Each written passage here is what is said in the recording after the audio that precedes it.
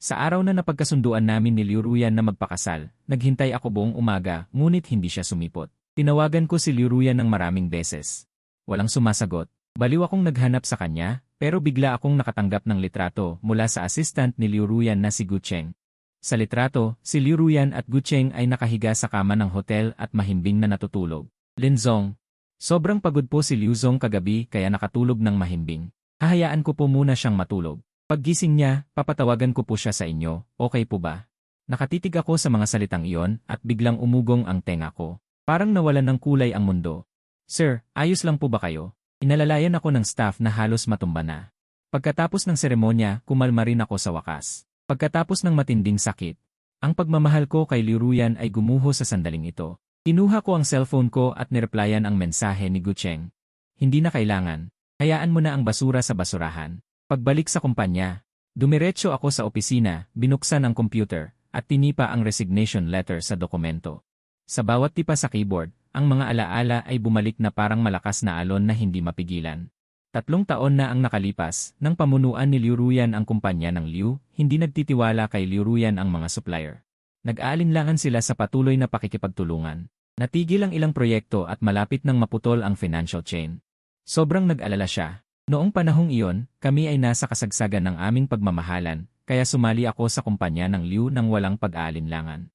Para maisalba ang kumpanya mula sa pagbagsak, gamit ang aking propesyonal na kaalaman, pinangunahan ko ang paggawa ng isang bagong produkto na may matinding kompetisyon sa merkado. Sa prosesong ito, matagumpay akong nakipagnegosasyon sa mga importanteng supplier hanggang hating gabi, upang makakuha ng mas magandang kasunduan sa kooperasyon. At sa huli, matagumpay na nakakuha ng pamumuhunan mula sa isang makapangyarihang mamumuhunan. Sa huli, nalutas ang krisis ng kumpanya. Ang pagbangon na ito ay naging tanyag sa industriya. Si Liu Ruyan ay naging kilalang Iron Lady sa negosyo. Sa victory party, naglakas loob akong mag-propose kay Liu Ruyan. Umiyak siya habang pumapayag. Sa sandaling iyon, naramdaman kong ako ang pinakamasayang tao sa mundo. Pero hindi ko alam kung kailan nagsimula. Nagbago si Liu Ruyan. Ang ngiti sa kanyang mukha ay unti-unting nawala at ang kanyang tingin ay naging mas matalas. Dahil sa papuri ng mga tao sa paligid niya, nahumaling siya sa pakiramdam na tinitingala. Unti-unti niyang nagustuhan ang pagkontrol sa lahat. Sa pagtalakay sa mga plano, hindi na niya pinakikinggan ng mabuti ang aking mga pagsusuri. Sa halip, madalas niya akong tinatanggihan. Ang kanyang tono ay may kasamang malamig na kawalan ng pag-aalinlangan. Dinidiskaril pa niya ang aming relasyon sa kumpanya na idinadahilan na para maiwasan ang alitan. Sa kabaligtaran, ang trato ni Liu Ruyan sa bagong assistant na si Gu Cheng ay ibang-iba. Si Gu Cheng ay isang bagong graduate na madalas magkamali sa kanyang trabaho, ngunit hindi siya pinapagalitan ni Liu Ruyan. Sa halip ay palagi siyang inaaliw nito ng mahinahon. Sa simula, wala akong napansin na kakaiba. Hanggang sa madalas nang isinasama ni Liu Ruyan si Gu Cheng, nanonood ng scene, pumupunta sa amusement park. Mga bagay na higit pa sa pagkakaibigan ng magkatrabaho, doon ko napagtanto na tila sumusobra na ang relasyon ng dalawa. Sinubukan kong paalalahanan si Liu Ruyan at Gu Cheng na magkaroon ng distansya, ako ang boyfriend niya. Ngunit ang bawat pagtatangka ay nauwi sa pagtatalo hanggang ngayon dahil kay Gu Cheng. Hindi sumipot si Liu Ruyan sa araw ng pagkuha ng marriage certificate, doon ko nalaman na panahon na para ako'y bumitaw. Ang nakaprinta ng resignation letter, mainit-init pa ang pinto ng opisina, ay biglang binuksan ng walang babala. Si Liu Ruyan ay nakatayo sa may pinto at malamig na sinabi, "Lin Yi, pumunta sa conference room. May meeting ngayon." Pagkasabi nito, umalis na siya agad. Inilapag ko ang resignation letter sa mesa at pumunta sa conference room. Nakita kong ang mga middle at high-level managers ng kumpanya ay halos kumpleto na. Tiningnan ni Liu Ruyan ang lahat at sinabi, "Mayroon akong i-anunsyo." Dahil sa kahusayan sa trabaho na ipinakita ni Assistant Gu Cheng kamakailan, lalo na sa pagproseso ng market information feedback at pakikipag-ugnayan sa mga customer. Kaya naman napagdesisyonan kong i-promote si Gu Cheng bilang Deputy Director ng Marketing Department upang tulungan si Director Lin sa kanyang trabaho. Pagkasabi nito, nagkatinginan ang lahat sa conference room. Gaano palang katagal si Gu Cheng dito? Ano na ang nagawa niya? Wala naman siyang ginawa kundi magtimpla ng kape, magtala ng minutes. Paano siya biglang na-promote bilang Deputy Director? Ang bilis naman, parang sumakay ng rocket. Nang marinig ito ni Gu Cheng, nakitaan ng gulat at kaba ang kanyang mukha, bahagya siyang yumuko sa lahat. "Salamat sa tiwala ni Liu, kulang pa ako sa karanasan, kailangan ko pang matuto ng marami mula sa inyo." Napangiwi ako, 3 taon akong naghirap bago ako naging marketing director. Ngayon isang salita lang ni Liu Ruyan, at na-promote na niya ang kanyang poppy, talagang ginagawa niya ako para magmukhang tanga. Tila narinig ni Liu Ruyan ang pagniwi ko, tumingin siya sa akin at nag-utos. Director Lin, mayroon kang malawak na karanasan, kailangan ng proseso para makapag-adjust ang mga baguhan. Kaya samantalahin mo ang product launch sa loob ng 3 araw, turuan mo siya. Hindi ako papayag. Hindi kailangan ng marketing department ang isang green tea na marunong lang dumikit. Ang tono ko ay nagpapakita ng lamig na hindi ko pa nagawa noon, nabalot ng katahimikan ang conference room, walang sinuman ang nag-akala. Palaging sunod-sunuran kay Liu Ruyan at hindi lumalaban, ngayon lang ako naging ganito ka walang awa sa harap ng lahat. Tinatanggihan si Liu Ruyan at sa paraang napakatalas pa. Namutla agad ang mukha ni Gu Cheng. Mabilis ding namula ang kanyang mga mata na para bang nakaranas ng napakalaking pagdurusa. Alam kong may ilang pagkakamali si Director Lin sa akin. Bigyan niyo po ako ng pagkakataon, Director Lin mag-aaral po akong mabuti at hindi ko bibigyan ang inaasahan ni si Liu. Nakita ni Liu Ruyan ang sitwasyon at napuno ng awa ang kanyang mga mata. Kumuha siya ng tissue para punasan ang mga luha ni Gu Cheng at pagkatapos ay lumingon sa akin. Malamig ang kanyang mukha. Linyi, pumunta ka sa opisina ko. Ang boses ni Liu Ruyan ay parang may dalang bagyo. Walang ekspresyon akong tumayo at sumunod kay Liu Ruyan palabas ng conference room. Pagpasok ko sa opisina, bihirang lumambing ang tono ni Liu Ruyan. Linyi, alam kong nagtatampo ka dahil sa nangyari kaninang umaga sa Civil Affairs Bureau.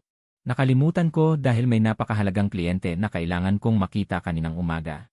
Hindi ko pwedeng tanggihan. Alam mo naman na para ito sa kumpanya, para sa ating kinabukasan. Kahit anong araw naman pwedeng magpakasal. Kapag natapos na ang mga gawain, maghahanap ulit tayo ng magandang araw para magpakasal. Kahit may sama ka ng loob, sa akin mo lang ibunton. Huwag mong dalhin ang emosyon sa trabaho. Napakasakit. Hindi ko inasahan na sa halip na marinig ang malambing na pananalita ni Liu Ruyan, puro kasinungalingan ang kanyang sinasabi. At para pa sa ibang lalaki. Liu Ruyan, gumaling ka na sa pag-arte kasama si Gu Cheng. Hindi ka na nahihiya magsinungaling. Itinaas ko ang aking hinlalaki kay Liu Ruyan. Linyi, hindi ka ba naniniwala sa akin? Nagulat si Liu Ruyan nang marinig ito, ngunit nagpatuloy pa rin siya sa pagsisinungaling. Inabot ko ang aking cellphone kay Liu Ruyan. Talagang nagpakahirap ka, si Liu. Nakikipagkita ka na pala sa kliyente hanggang sa kama. Ang iyong dedikasyon ay talagang hindi ko kayang pantayan. Yumuko si Liu Ruyan para tingnan ang nasa screen. Isang bahid ng pagkabahala ang mabilis na dumaan sa kanyang mga mata. Nagmadali siyang magpaliwanag. Gabi na kasi nang ako'y mag-overtime. Kaya inihatid ako ni Gu Cheng sa hotel. Magkaiba ang aming kwarto. Walang nangyari. Hindi ko sinabi sa'yo dahil ayokong mag-isip ka ng masama. Isipin mo na lang kung ilang beses tayong nag-away dahil sa pagiging seloso mo. Pagod na akong makipagtalo. Talagang kahanga-hanga ang iyong kakayahan sa pagdadahilan, si Liu. Hindi nakapagtataka na tinawag kang Iron Lady sa mundo ng negosyo.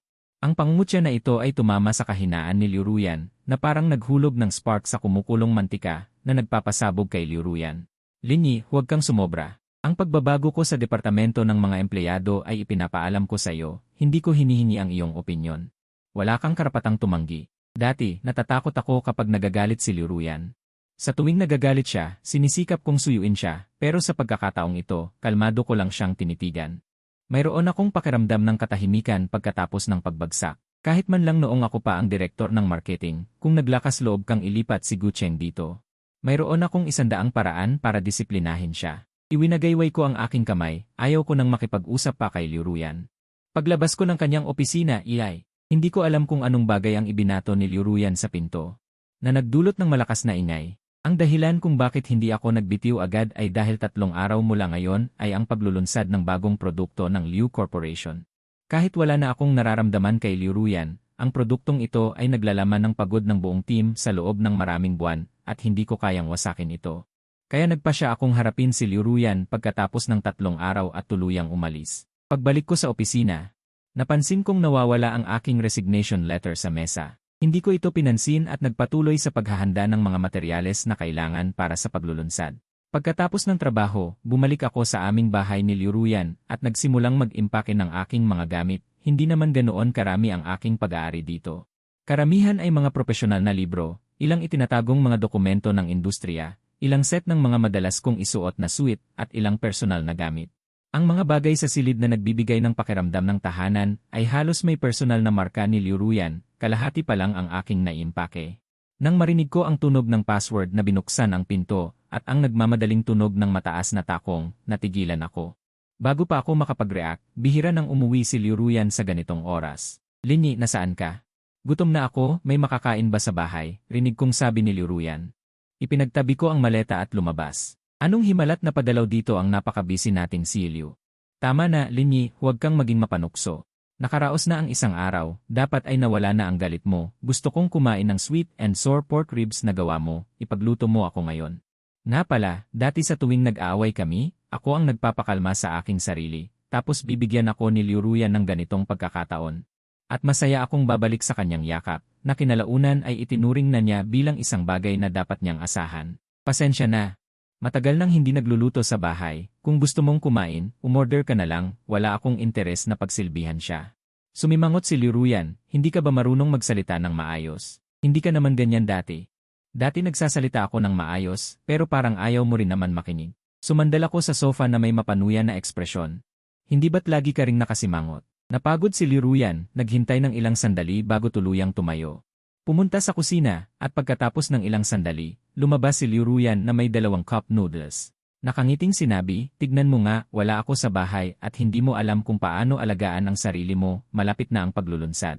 Hindi pwedeng magutom ang ating market director. Habang nakatingin sa 2 balde ng instant noodles, napaisip ako. Noong naghihirap ang Liu Corporation, araw at gabi kaming nagtrabaho ni Liuruyan. Ang pinakamadalas kong kainin ay ang instant noodles na gawa ni Liuruyan para sa akin. Noon, natatawa ko pang sinasabi na hindi ako magsasawa sa instant noodles na gawa niya. Nakita ko ang paglambot ng ekspresyon ni Liuruyan. Hindi man lang ako pahintulutang magtagal sa magagandang alaala ng taong mahal ko. Papuntahin mo siya sa marketing department pagkatapos ng 3 araw. Ayoko nang makipagtalo sa kanya, kaya nagbigay ako ng deadline. Saka naman, wala na rin ako noon. Wala na akong magagawa. Alam ko na ang boyfriend ko ang pinakamahusay. Natuwa si Liuruyan. Hindi niya napigilang halikan ako sa pisngi. Naku, pagod na pagod ako ngayong araw. Sobrang sakit na ng balikat ko. Bumalik ka sa loob at masahihin mo ako. Namimiss ko na ang paraan ng pagmamasahe mo. Maganda ang pakiramdam ni Liuruyan, tumayo siya at nag-unat, pagkatapos ay naglakad papasok sa bahay.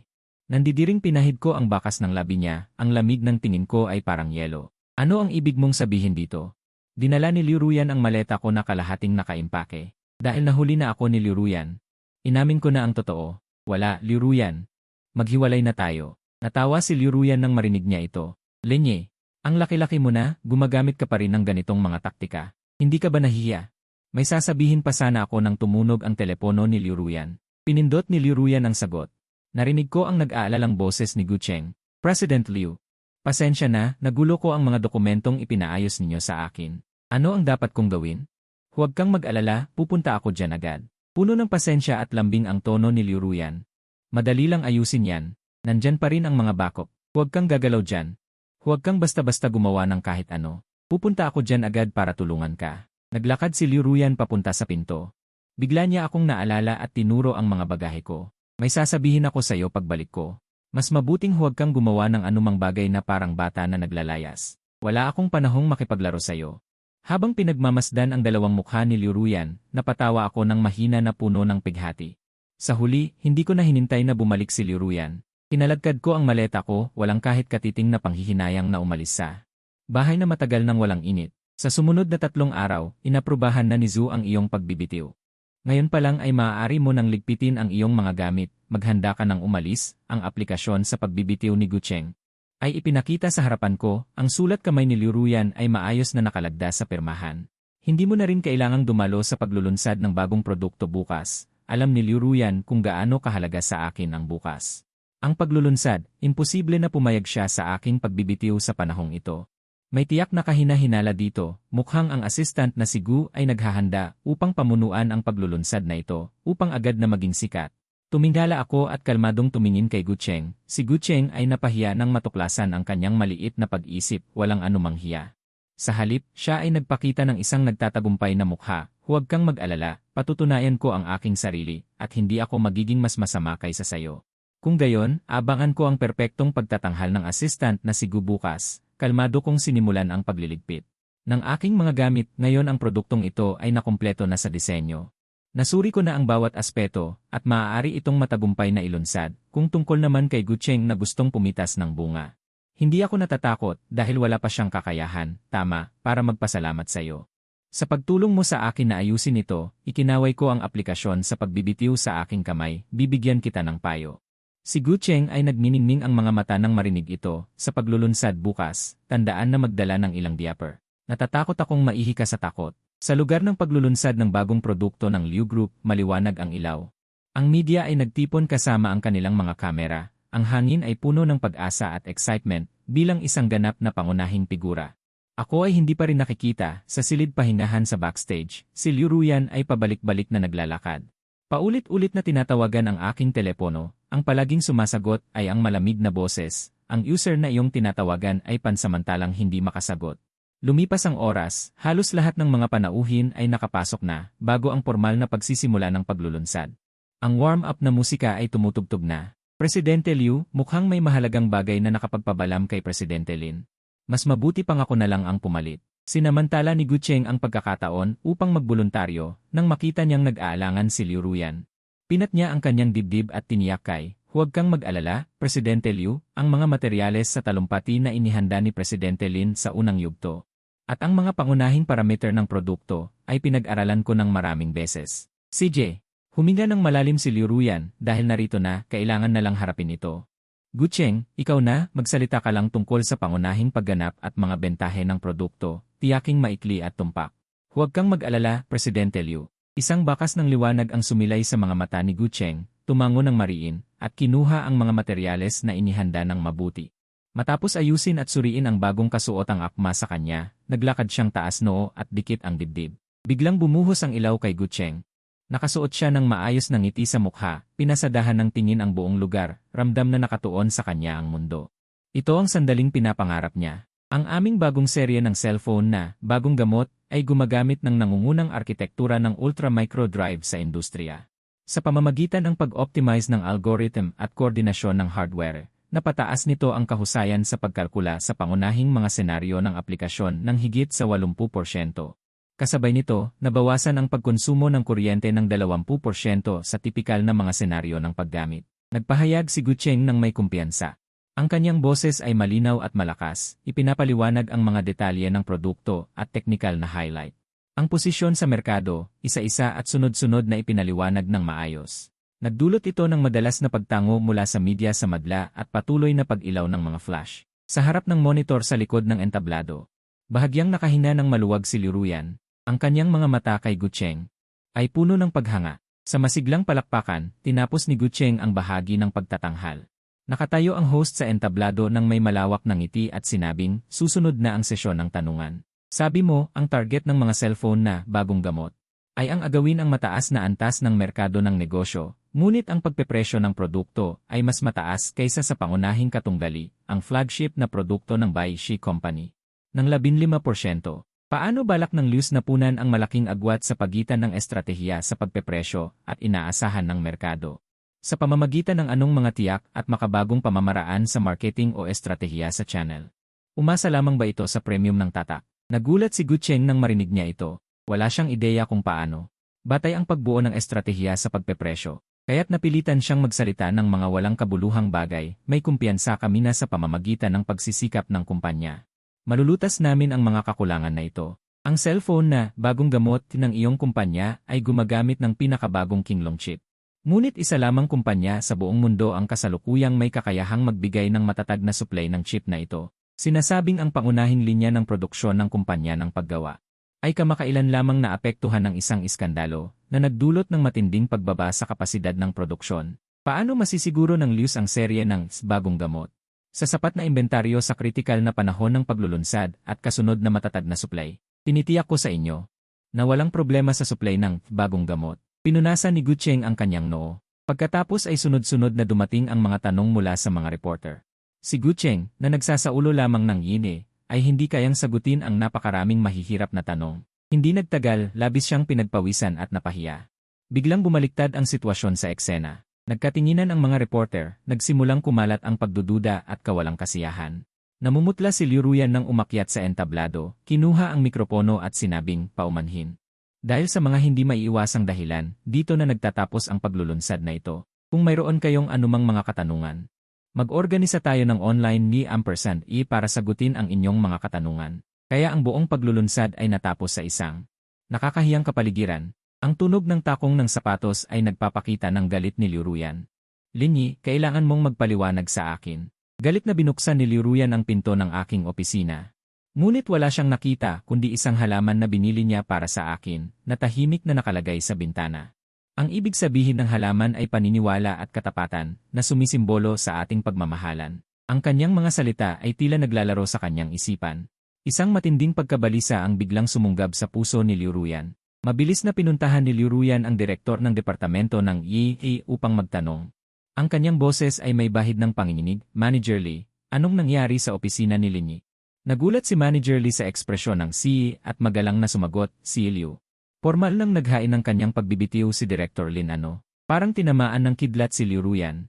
Kailan ito nangyari? Hindi ba kailangan ko pang aprobahan ang kanyang pagbibitiw? Ngunit nilagdaan niyo na po. Si Assistant Gu mismo ang nagdala ng mga dokumento kahapon. Nanginginig na iniabot ng EA manager ang liham ng pagbibitiw kay Liu Ruyan. Tiningnan ni Liu Ruyan ang kanyang sariling pirma at naalala na nagdala si Gu Cheng ng isang tumpok ng mga dokumento para pirmahan niya kahapon. Sa gitna ng pagpirma, si Gu Cheng ay patuloy na nagpapahayag ng kanyang paghanga sa kanya, kaya nabaling ang kanyang atensyon. Hindi niya tiningnan ng mabuti ang mga dokumento at basta na lang pumirma. Hindi niya akalain na sa mga dokumentong iyon ay nakasingit ang liham ng pagbibitiw ni Linyi. Isang malamig na pakiramdam ang umakyat mula sa kanyang mga paa hanggang sa kanyang ulo. Nadama ni Liu Ruyan na siya'y nahihilo. Nang makita ang sitwasyon, nagmadali si Gu Cheng na umamin ng pagkakamali at nagmamakaawang sinabi. Si Liu, kasalanan ko, nagpabaya ako at hindi ko kayo pinaalalahanan tungkol sa mga dokumento. Ayon sa nakaugalian, sa tuwing magmamakaawa si Gu Cheng, lagi siyang nakakakuha ng atensyon ni Liu Ruyan upang makatakas sa parusa sa kanyang pagkakamali. Ngunit sa pagkakataong ito, hindi nangyari ang gusto ni Gu Cheng. Nakita na lamang ni Liu Ruyan na pula ang kanyang mga mata. At isang malakas na sampal ang dumapo sa mukha ni Gu Cheng. Paano mo nagawa yon? Ang boses ni Liu Ruyan ay nabaluktot at tumili dahil sa matinding galit, nawala ang kanyang dating kalmado. Hindi ako tanga. Huwag mong isipin na hindi ko alam ang mga binabalak mo. Si Liu, maghinahon po kayo. Baka gusto niyo pong umuwi. Ang AI manager ay matagal ng empleyado at alam ang relasyon namin ni Liu Ruyan. Umuwi. Tiyak na naghihintay sa akin si Linyi sa bahay. Nagmamadaling umuwi si Liu Ruyan. Naalala niya ang itsura ko noong nag-impake ako ng maleta ilang araw na ang nakakaraan. Lalo siyang nakaramdam ng pagkabalisa. Nagmamadali siyang pumasok sa bahay. Natuklasan kong ang bahay at opisina ay pareho, lahat ng gamit ko ay biglang naglaho. Hindi maaari. Sobrang mahal ako ni Linyi, hindi niya ako basta-basta iiwan. Tiyak na naglalaro siya ng pahirapang pag-ibig. Pinilit ni Liu Ruyan na kumalma at sinimulang aliwin ang sarili. Susunod, dinyal niya ang numero ni Gu Cheng at nagbigay ng utos. Hanapin mo kung nasaan si Linyi para sa akin. Kung hindi, hindi ka na rin kailangang bumalik. Sa oras ng paglulunsad ng Liushi, pinapanood ko ang live sa EA Lounge ng airport. Nang makita kong sinira ni Gu Cheng ang paglulunsad, hindi ko maitatangging wala akong nararamdaman. Kaya tumayo ako, kinuyom ang aking kamao, at nanginginig ang aking katawan. Sa huli, hindi ko napigilang tumawa. Tama lang yan, Liu Ruyan, ipakita mo sa kanya kung anong klaseng kalokohan ang pinalalaki mo. Ano ba talaga siya? Hahaha, isang halakhak ang narinig mula sa gilid. Lumingon ako at nakita ang isang pamilyar na figura na tumatawa rin habang hawak ang kanyang telepono. Hoy, pampublikong lugar, maging maayos ka naman. Walang gana kong sinabi. Si Bai Ningbing, ang lalaking may tatoo, ay hindi tumingala nang makita ako. Ang ngiti sa kanyang mukha ay biglang nawala pagkatapos ay umirap. Linyi, ikaw pala. Sabi ko na nga ba at kumikirot ang kanang mata ko ngayon, tiyak na may mangyayaring masama. Si Bai Ningbing ay ang presidente ng kumpanya ng punerarya. Ang Liushi ni Liu Ruyan ay magkaribal. Ang dalawang kumpanya ay naglalabanan sa loob ng maraming taon. Sa tulong ko, ang Liushi ay laging nananalo ng madalas kaysa sa natatalo. Kaya't sa tuwing nakikita ako at si Liu Ruyan ni Bai Ningbing, para siyang pusang naggangalit. Teka, bakit narito si Linda? Hindi ba't dapat nasa paglulunsad ka ng Liushi? Napagtanto ni Bai Ningbing, tiningnan ko ang kanyang telepono. Kaya pinapanood din niya ang live. Gusto ko, ano nang pakialam mo? Pumikit ako para magpahinga at hindi na siya pinansin. Hindi ko inaasahan na lalapit si Bai Ningbing na may nakakainis na ekspresyon. Nag-away ba ang magkasintahan? O may bagong kasintahan si Liu Ruyan? Sabihin mo na para magalak ako. Ang katotohanan ang pinakamabisang sandata. Nasaktan ako kaya hindi ko siya pinansin. Binaliwala ko siya. Suminghal si Bai Ningbing. Hindi na niya sinubukan. Hindi ko alam kung gaano katagal nagising ako dahil sa ingay. Miss, hindi talaga kayo maaaring pumasok. Mangyaring umalis ka agad. Dumilat ako. Nakita ko si Liu Ruyan na sa pilitang itinutulak ang mga staff ng airport na sumusubok na pigilan siya at sumugod sa lounge. Linyi, tapos ka na ba sa pagdadrama? Bumalik ka na sa akin. Medyo gusot na ang buhok ni Liu Ruyan. Tinitigan niya ako ng masama. Paumanhin, Liu Zong, nagbitiw na ako. Masyado akong nagpaliwanag. Linyi, hindi ba't nagtatampo ka lang dahil masyado kaming malapit ni Gu Cheng? Pinahina ni Liu Ruyan ang kanyang boses, ipinapangako ko sa'yo, lalayuan ko na siya, ayos na ba yon? Huwag naman, gustong-gusto ko pa naman ang love team ninyong dalawa, hinihiling ko na maging kayo hanggang sa huli. Nakangiti kong sabi. Linyi, huwag kang sumobra. Nasira ang launching, kailangan kita ngayon. Nagmamakaawa ako sa'yo, bumalik ka na sa akin. Sinubukang hawakan ni Liu Ruyan ang aking braso. Hindi ako nag-atubiling tanggalin ang kamay niya, hindi gaanong malakas, pero ang pagtanggi ko ay napakatibay. Liu Ruyan, wala na tayong anumang relasyon, pakiusap, huwag mo na akong guluhin pa.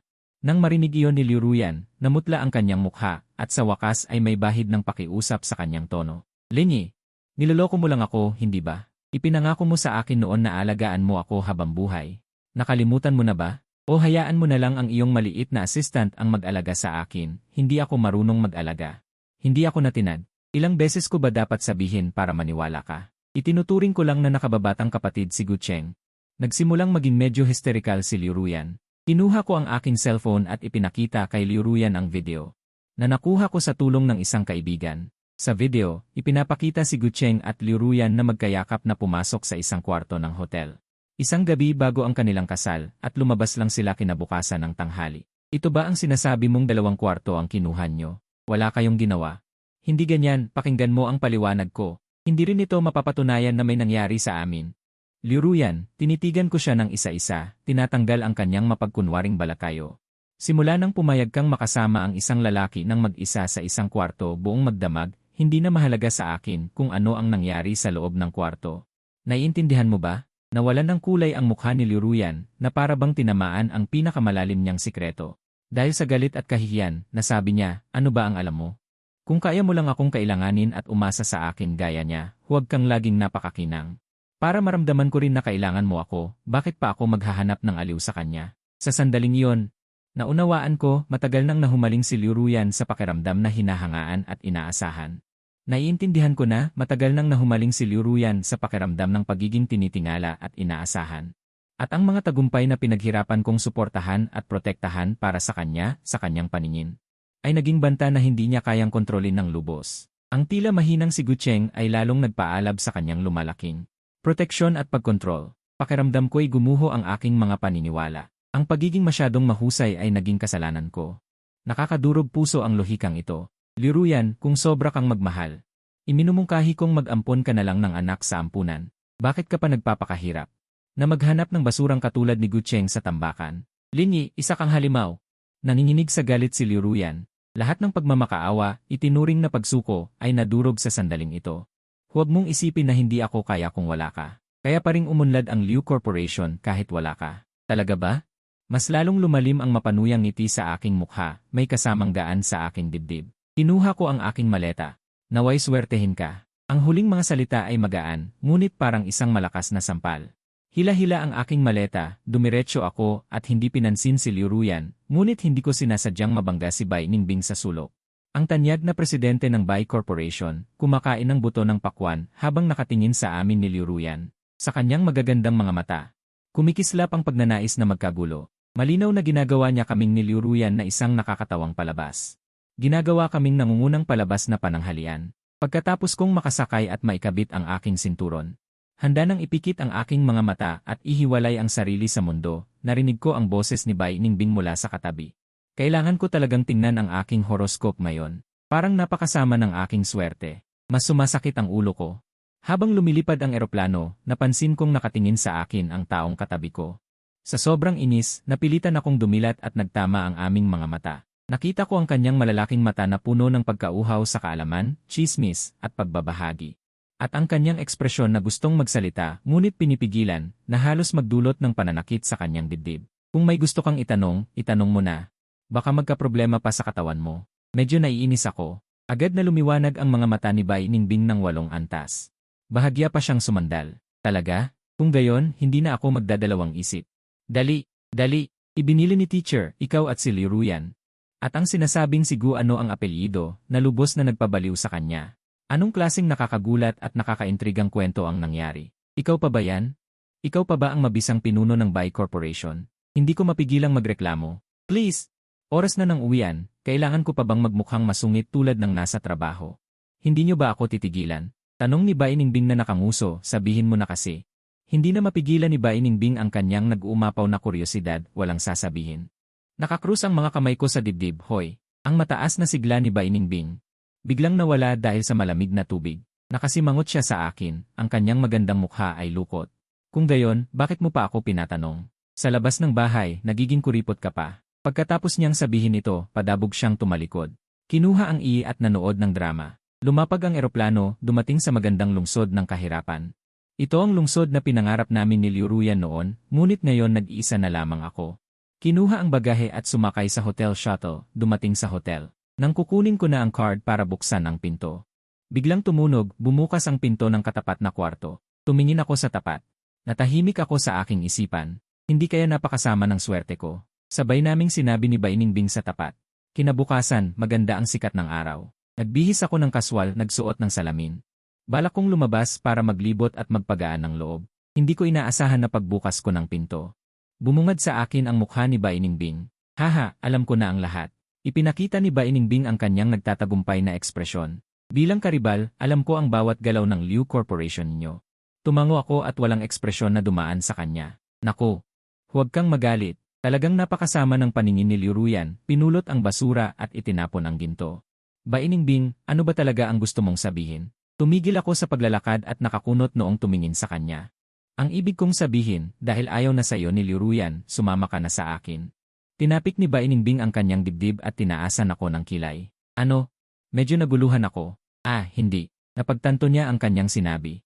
Nagmamadaling nagpaliwanag si Bai Ningbing na sumali sa Bai Corporation, magsanib puwersa tayo. Talagang kaya nating talunin ang Liu Corporation, pagsisisihan ito ni Liu Ruyan. Walang interesado. Sa dalampasigan, nakita ko siyang patuloy pa ring nangungulit. Naniniwala akong kaya kong mapapayag ka. Presidente Bai, natatandaan ko na mayroon kang aktibidad pang komersyo dito, tama ba? Sinusubukan kong gisingin siya sa pamamagitan ng trabaho. Ang pinakamahalaga sa akin ngayon ay makuha ka. Ipaubaya mo na sa assistant ang mga natitirang maliliit na bagay. Sige, huwag na nating pag-usapan ang trabaho. Magpakasaya tayo. May inilabas si Bai Ningbing na isang malaking water gun mula sa kung saan. At sinimulan akong paulanan nito. Sa mga sumunod na araw, saan man ako magpunta. Makikita ko si Bai Ningbing. Para bang may iyes na nakakabit sa akin. Pumunta ako sa sinaunang busbusin na eskinita. Si Bai Ningbing ay nagdadala ng maliit na bag, hawak ang ice cream, at sumusunod sa akin ng masaya habang nagpapaliwanag. Umakyat ako sa tuktok ng bundok na nababalot ng ulap. Hinal na hinal si Bai Ningbing pero sumunod pa rin. Pagdating sa tuktok ng bundok, puno na naman siya ng sigla at sinabing, ang ganda ng tanawin. Kaya't naglibot kaming dalawa ng halos kalahating buwan.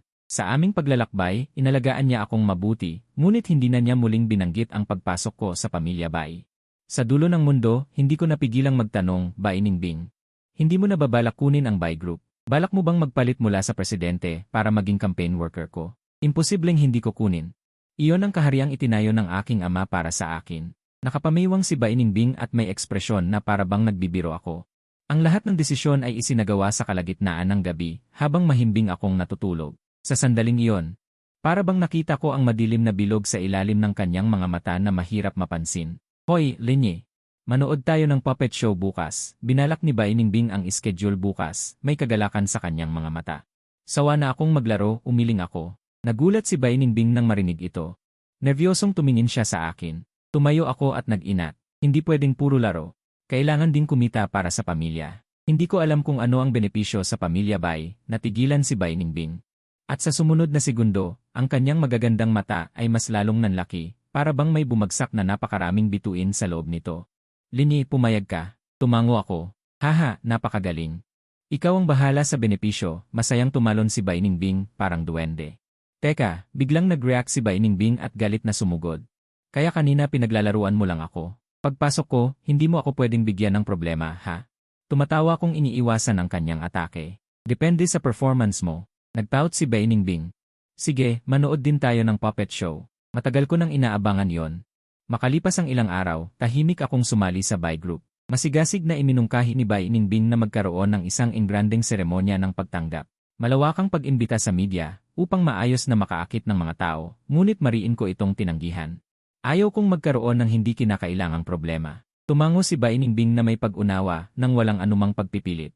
Sa halip, tinapik niya ang kanyang dibdib at naggarantiya, huwag kang mag-alala, Linyi. Alam kong naiinis ka sa mga walang kwentang bagay na yan. Sa hinaharap, mag-focus ka na lang sa kung ano ang pinakamahusay mong gawin, ang magdisenyo. Gawing realidad ang iyong mga ideyang henyo. Pagdating naman sa mga mahihirap na supplier. Sa mga mapamiling channel partner, ikinaway niya ang kanyang kamay, at ang kanyang mukha ay nagpapakita ng kumpiyansa at kadalakan. Kaya kong pangasiwaan yon. Nang marinig ko yon, nakaramdam ako ng init sa aking puso, naramdaman ko ang mula kay Liu Ruyan. Ang hindi ko kailanman natanggap na pagpapahalaga at pag-aalala. Pagkatapos kong sumali sa Baishe, inilaan ko ang aking buong puso sa pagbuo ng bagong produkto. Iginawad sa akin ni Bainingbing ang kamanghamanghang kalayaan at kontrol. Ang paglalaan ng mga mapagkukunan ay palaging madali. Ang mga dati nang itinuring ni Liu Ruyan na masyadong agresibo. Masyadong mataas ang gastos, hindi maintindihan ng mga gumagamit. Ang mga walang awa niyang tinanggihang mga ideyang henyo ay hindi lamang naintindihan dito. Ngunit nagkaroon din ng lupa upang umusbong at lumago. Ang inspirasyon ay umagos na parang bukal, at ang mga teknikal na hadlang ay isa-isang nalampasan. Mayroon akong matinding pakiramdam na sa pagkakataong ito, ang ating nililikha ay tiyak na isang produkto na sapat upang baguhin ang kaayusan ng industriya. Isang produksyong epoch-making. Nang malapit nang matapos ang bagong produkto, nakatanggap ako ng tawag mula sa isang hindi kilalang numero. Narinig ko ang boses ni Liu Ruyan na puno ng pagod, Linyi, alam kong nagkamali ako. Bago pa man matapos magsalita si Liu Ruyan, agad kong ibinaba ang telepono. Mukhang kailangan kong magpalit ng numero ng telepono. Kinabukasan ng gabi. Pagbalik ko sa ibaba ng apartment building, nakita ko si Liu Ruyan na nakasuot ng paborito kong kulay na dilaw na mahabang damit, naghihintay sa akin doon. Nang makita niya ako, biglang lumiwanag ang kanyang mga mata at mabilis siyang lumapit. Linyi, sa wakas ay nakabalik ka na. Ipinakita ni Liu Ruyan ang isang magiliw na ngiti. Iwinagayway niya sa harapan ko ang isang thermal container. Hindi ka pa kumakain, hindi ba? Kamakailan ay natuto akong magluto. Nagpunta ako rito para tikman mo ang aking luto. Para bang nakita ko ang Liu Ruyan noong kami ay nagliligawan pa, ang Liu Ruyan na minahal ko ng sobra. Sa kasamaang palad, ang dating magagandang alaala ay matagal na niyang dinurog ng paunti-unti sa kanyang sariling mga kamay. Kung wala nang ibang sasabihin si Liu, babalik na ako. Ang aking boses ay kasing lamig ng yelong nabasag. Nang marinig iyon ni Liu Ruyan, dali-dali niyang hinawakan ang aking kamay. Nagmamakaawa niyang sinabi, Linyi, tinanggal ko na si Gucheng sa trabaho. Balikan natin ang dati, okay ba? Maaari ba? Huwag mo nang gamitin ang salitang nakaraan para mandiri ako. Hindi ka karapat-dapat. Inalis ko ang kanyang kamay at naglakad papunta sa apartment. Talagang nagkamali ako. Linyi, pakiusap patawarin mo ako. Hindi ba't gustong-gusto mo akong pakasalan? Pwede bang kunin na natin ang ating marriage certificate bukas? Tanong ni Liu Ruyan ng may pagmamadali. Hindi na kailangan. Tinitigan ko siya sa mata at malinaw na sinabi ang bawat salita. Liu Ruyan, taos-puso akong nagpapasalamat sa iyo. Salamat at hindi ka sumipot sa civil registry noong araw na yon. Ikaw ang kusang tumapos sa aking huling pag-aalinlangan para makalakad ako ng hindi lumilingon. Hindi ito mangyayari. Mahal mo ako. Mahal mo ako. Paulit-ulit na sabi ni Liu Ruyan na hindi makapaniwala. Para siyang nasisiraan ng ulo. Tinamad na akong tumingin pa at isinara ko ang pinto ng apartment. Sa sumunod na mga araw, naghintay si Liu Ruyan sa harap ng pinto ng apartment ko at umarte na para bang naapi. Nairita ako kaya nagpatawag ako ng pulis. Pagkatapos noon, hindi na nagpakita si Liu Ruyan. Kalaunan, nabalitaan ko na lamang na ang dating maluwalhating imperyo ng Lius ay gumuho ng mas mabilis at mas lubusan kaysa sa inaasahan ko. Una, si Gucheng na itinuring ni Liu Ruyan na pinakamahalaga. Pinangunahan niya ito. Ang ilang pangunahing plano na buong pusong sinuportahan at itinulak ni Liu Ruyan sa merkado ay sunod-sunod na tinanggihan ng mga kliyente. May mga depekto sa disenyo, hindi natupad ang mga pangako, at nakakadismayang karanasan. Lubhang nadismaya ang mga malalaking kliyente at isa-isa silang lumipat ng iba. Sa matinding galit, sinibak niya si Gucheng, ngunit hindi niya inaasahan na pagkatapos na matanggal sa trabaho, ibebenta ni Gucheng ang malaking halaga ng Lius. Mga hindi pa nailalathalang pangunahing teknikal na parameter, mga presyo ng komersyal na kontrata, at maging ang impormasyon sa privacy ng mga pangunahing kliyente. Ipinagbili niya ito sa mababang halaga sa mga kakumpetensya na matagal nang nag-aabang. Sa galit at pagsisisi, kinuha ni Liu Ruyan ang legal na armas at ipinakulong si Gucheng at natanggap nito ang karampatang parusa. Ngunit mula noon ay hindi na nakabangon ang Lius at hindi na ito naging dating maluwalhati. Mabilis na sinunggaban ng Baishi ang merkado sa tulong ng bagong produktong ginawa ko. At naging nangungunang kumpanya sa industriya. Sa sandaling ito, nang malaman ni Liu Ruyan na nagtatrabaho ako para sa Baishi, pumunta siya sa lobby ng Baishi Company na puno ng galit at desperasyon. Sumisigaw siya ng malakas at galit na galit, "Linyi, traitor ka." Ang kanyang boses ay paos at matinis na may matinding galit. "Ikaw, siguradong ikaw ang may pakana nito. Hindi mo tinulungan ang Lius. Isa kang walang utang na loob na taong lobo. Nakarating na sa puntong ito ang Lius, masaya ka na ngayon, di ba?" Umaalinggaw ang matalas na sumpa sa maliwanag at modernong lobby. Lalong nakakabingi at nakakabaliw. Agad na nakarating sa aking tainga ang balita. Agad akong bumaba. Nakita ko si Bainingbing na mabilis magsalita, gamit ang sunod-sunod at matalas na pananalita, na walang tigil na pinagsasabihan si Liu Ruyan. "May mukha ka pang magmura ng traidor, Liu Ruyan. Buksan mo ang iyong mga mata na puno ng pagkakamali at tingnan. Sino ang mismong nagtaboy kay Linyi? Sino ang, para sa isang walang kwentang tao, handang yurakan ang tunay na haligi?